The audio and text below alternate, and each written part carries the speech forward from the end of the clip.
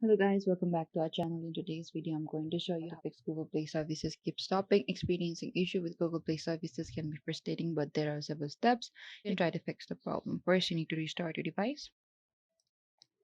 Sometimes a simple restart can resolve many software issues, including problems with Google Play services. And when you open the Google Play Store, you can simply close it off as well. Or you can also clear the cache and the data. What you have to do is pay the Play Store like this and go to the app information. Over here, there's the storage and cache option. Select there, and under the bottom, you can see clear storage option and the clear cache. Simply clear the storage and select OK. And this action can often resolve issue caused by corrupted cache or the data. You could also check date and time settings. Sometimes incorrect date and time settings can cause issue with Google Play services. And that is it.